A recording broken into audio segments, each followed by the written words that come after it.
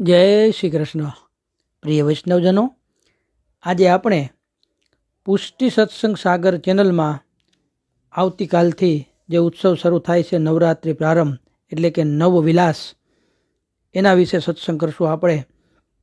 એ પહેલાં જો આપે પુષ્ટિ સત્સંગ સાગર ચેનલને સબસ્ક્રાઈબ ન કરી હોય તો સબસ્ક્રાઈબ કરો તથા અન્ય વૈષ્ણવ મિત્રોને શેર કરો, જેથી કરીને સત્સંગના નવા નવા વિડીયોઝ તેમને સુધી પણ પહોંચી શકે.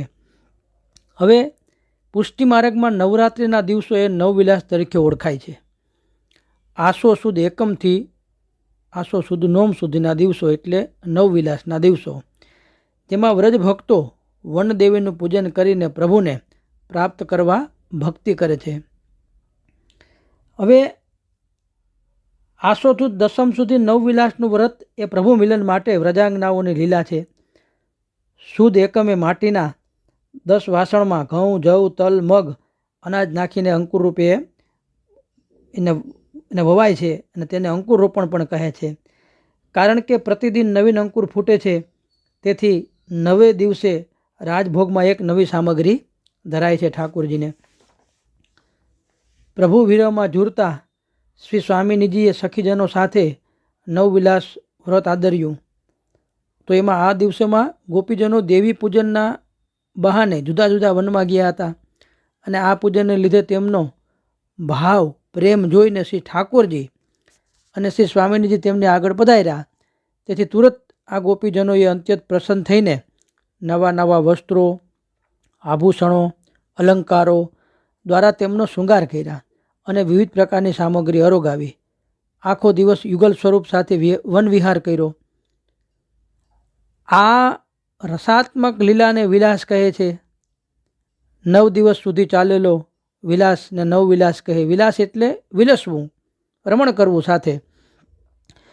તો શ્રી કૃષ્ણ પોતાના સ્વામિનીજી રાધા સહચર્યને પોતાની 8 સખીઓ એટલે 1 + 8 = 9 દિવસ સુધી આ વિલાસ વિલસે છે, રમણ કરે છે, જેને આપણે નવવિલાસ કહીએ છીએ.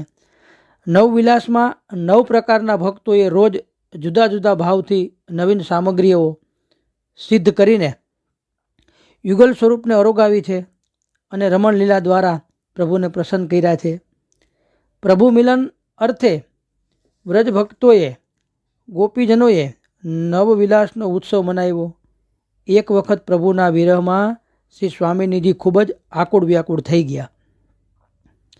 તેમનો વિરહ જોઈને ચંદ્રાવલીજી અત્યંત નિરાશ થઈ ગયા અને તેમણે શ્રી સ્વામિનીજીને આશ્વાસન આપતા જણાવ્યું કે અરે સખી, તું આમ નિરાશ કેમ થાય છે? પ્રભુને મેળવવા માટે તું નવવિલાસનું વ્રત કર, વનદેવીની પૂજા કર. 10મા દિવસે તને જરૂર પ્રભુ મળશે.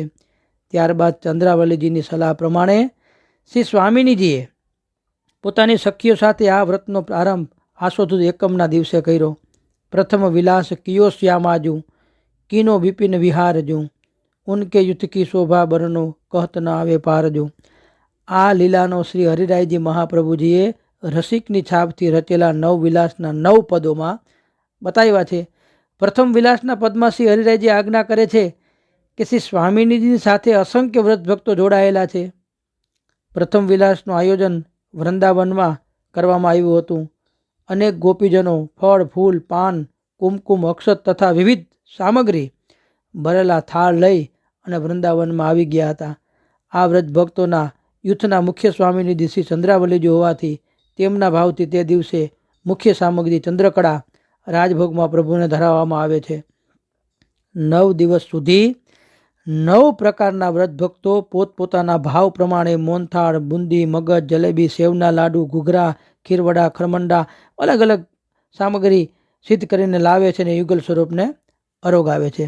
વૃંદાવનમાં વનદેવીનું મંદિર પણ છે, ત્યાં તુલસીજીનું મંદિર આવેલું છે. તેમાં ચારે બાજુ તુલસીજીની સુંદર નિકુંજો જોવા મળે છે અને દરરોજ કેટલાય ભક્તો આ તુલસી પૂજન કરે છે અને પ્રસન્ન થાય છે, કેમ કે તુલસી પ્રભુને અત્યંત પ્રિય છે અને તેઓ સદાય શ્રી ઠાકોરજીના ચરણમાં નિવાસ કરે છે. તુલસીજીના પૂજન કરવાથી તેઓ પ્રસન્ન થાય છે અને પરિણામે નિજ ભક્તોને પ્રભુનું મિલન કરાવી આપે છે. આથી પ્રથમ નવવિલાસના પદમાં જણાવ્યા પ્રમાણે વૃંદાવનમાં આવેલા ભક્તોએ શ્રી ચંદ્રાવલીજી સાથે તુલસીજીને વંદન કરી તેમનું પૂજન કરે છે અને પછી વિનંતી કરે છે કે હે દેવી, શ્યામ સુંદર શ્રી કૃષ્ણ પ્રભુ અમને અલૌકિક પતિ તરીકે પ્રાપ્ત થાય. આ રીતે નવવિલાસમાં પ્રથમ વિલાસની, કેમ કે આ નવવિલાસ 9 ભક્તોમાં 10માં નિર્ગુણ ભક્તના ભાવથી આ લીલા છે. પ્રથમ વિલાસની ભાવનામાં સ્થળ નિકુંજ ભવન, વસ્ત્રો લાલ છાપાના અનુરાગાત્મક ભાવના, મસ્તકે કુલે કામની જોડ, મુખ્ય સખી ચંદ્રાવલી, સામગ્રી સેવના લાડુ. પછી બીજા વિલાસની ભાવનામાં સ્થળ સંકેત વિહાર, વસ્ત્રો પીળા છાપાના, મસ્તકે મુગુટ ધરાય, મુખ્ય સખી મધ્યાદી, સામગ્રી મોહનથાળ. ત્રીજા વિલાસની ભાવનામાં સ્થળ નિકુંજ મહેલ, મુખ્ય સખી વિશાખા, સામગ્રી પપચી, વસ્ત્રો લીલા લસ છાપાના, મુકુટ કાચની. ચોથા વિલાસની ભાવનામાં સ્થળ પરાસોલી, વનવિહાર, વસ્ત્રો સફેદ છાપાના, મુકુટ ધરાય, મુખ્ય સખી ચંદ્રભાગા, સામગ્રી શિખોરી ખરમંડા જલેબી. પાંચમા વિલાસની ભાવનામાં સ્થળ કદલીવન, વસ્ત્રો કોઈ પણ રંગના છાપાના, મુગટ, મુખ્ય સહચરી સંજાવલી, સામગ્રી મનોહરના લાડુ. છઠ્ઠા વિલાસની ભાવનામાં સ્થળ ગોધવન, વસ્ત્રો છાપાના, મુકુટ અગર ઈચ્છામાં આવે તે ધરાય, મુખ્ય સહચરી રાય સખી, સામગ્રી માલપુઆ. સાતમા વિલાસની ભાવનામાં સ્થળ ગહેવરવન, વસ્ત્રો છાપાના, મુગટ અગર કોઈ પણ શૃંગાર ઈચ્છા પ્રમાણે, મુખ્ય સહચરી કૃષ્ણાવતી, સામગ્રી ટેઢવડી આવે. આઠમા વિલાસની ભાવનામાં સ્થળ શાંતનકુંડ, વસ્ત્રો છાપાના, મુગટ ધરે, મુખ્ય સહચરી ભામા સખી, સામગ્રી કચોરી. અને નવમા વિલાસની ભાવનામાં સ્થળ બંસીભટ્ટ, વસ્ત્રો છાપાના આવે, શૃંગાર ઈચ્છા પ્રમાણે ધરે, મુખ્ય નવધા ભક્તો, સામગ્રી ખોવાના ગુંજા અને પૌવા. કુંજ દ્વારમાં પ્રિય પ્યારીજી બિરાજી, નવધા ભોજનને નવરસ રાસ વિલાસ કરી વ્રજ યુવતીઓએ પુષ્ટિ પુરુષોત્તમ પ્રભુને નિરખી જન્મ સફળ કર્યો અને ભોગ ધરાવ્યા બાદ સમય અનુસાર ભોગ સરાવી અચવાઈને પછી પાન બીડા ધરાવી આરતી ઉતારી સૌ ભેગા મળી જય જયકારી સઘન કુંજમાં ફૂલની સેજ બિછાવીને રતિ રમણ પ્રભુ માટે પ્રિયાની વિરહ વેદના ટાળી દીધી. આ રીતે નવવિલાસની અંદર મંગલા બાદ અભ્યંગ થાય, ખુલ્લે બંધનો છાપાનો વાગો આવે, કેસરી ધોતી અથવા સુથન ધરે, ત્યારબાદ શિંગાર બાજુ પહોંચી એકરા જોડીના ચરણારવિંદ સુધીનો શિંગાર થાય, શ્રી મસ્તક પર લાલ ચીરા છાપાની પાગ આવે ને ત્યારબાદ શિંગાર કરી નિત્યક્રમનો ક્રમ પહોંચીને રાજભોગ ધરવા. રાજભોગમાં નિત્ય કરતા શીરો, મગની ધોવા દાળ, પાટિયાની સેવ, પાપડ ભૂંજેના વિશેષમાં આરોગે. આજે જ્વારા વાવવા, ભોગ આરતી પછી વિલાસ ગવાય, સંધ્યા આરતી બાદ શિંગારવાળા કરવા અને તેમાં લાલ ચીરાની છાપાની પાગ વળી કરી સાદી લાલ પાગ ધરવી. હવે વસ્ત્ર પ્રમાણે અને સાજ પ્રમાણે મથુરાધીશજી પ્રથમ ગિરધરજીમાં જે મથુરાધીશ પ્રભુ થઈ ગયા એમાં જોઈએ આપણે તો એમાં સેવા પ્રકારમાં સોમવારે સફેદ છાપા, નવરાત્રિમાં વાર પ્રમાણે વસ્ત્ર અને વિલાસ પ્રમાણે સામગ્રી આવે. સોમવારે સફેદ છાપા, દ્વિતીય વિલાસમાં ખીર આરોગે, મંગળવારે ગુલાબી છાપાના વસ્ત્ર ધરાય તો તૃતીય વિલાસમાં બાસુંદી આરોગે, બુધવાર હોય તો લીલા છાપાના વસ્ત્ર ધરાય, ચતુર્થ વિલાસમાં ખરમંડા આરોગે, ગુરુવારે પીળા છાપાના વસ્ત્ર ધરાય, પાંચમા વિલાસમાં સંજાબની ખીર આરોગે, શુક્રવારે સફેદ છાપાના વસ્ત્ર ધરાય અને છઠ્ઠા વિલાસમાં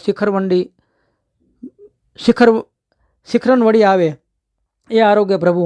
શનિવારે શ્યામ છાપાના વસ્ત્ર ધરાય એ સાતમું વિલાસ તો એમાં કુરના ગુંજા આરોગે, રવિવારે લાલ છાપાના વસ્ત્ર ધરે, આઠમા વિલાસમાં માવાના ગુંજા આરોગે, સોમવારે સફેદ છાપાના વસ્ત્ર ધરાય, નવમા વિલાસમાં મેવાના ગુંજા આરોગે.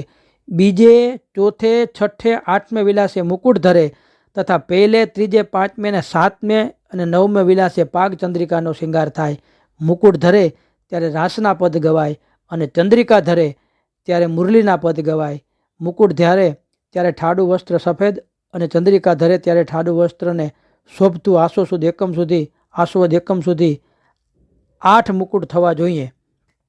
આસો સુદ પાંચમથી ભોગ સંધ્યામાં કરખાના પદ ગવાય. પ્રથમ વિલાસ ગમે તે વારે હોય તે દિવસે લાલ છાપાના જ વસ્ત્ર ધરે અને ત્યારબાદ દ્વિતીય વિલાસથી જે વાર હોય એ પ્રમાણે વસ્ત્ર ધરાય છે. આ રીતનો સેવાક્રમ મથુરાધીશમાં હોય છે. તો આ રીતે વિલાસ એટલે વિલસવું વ્રજ ભક્તોને સાથે આ 9 દિવસ પ્રભુએ અલગ અલગ સામગ્રી આરોગ્યને એને એવું ઉત્તમ સુખનું દાન પ્રાપ્ત કર્યું. તો આ બધાને કાલથી જે આપણે નવરાત્રિ કે નવવિલાસનો ઉત્સવ શરૂ થાય છે, તો આ બધા વૈષ્ણવોને ખૂબ ખૂબ બધાય. શ્રી વલ્લભાધીશ કી જય.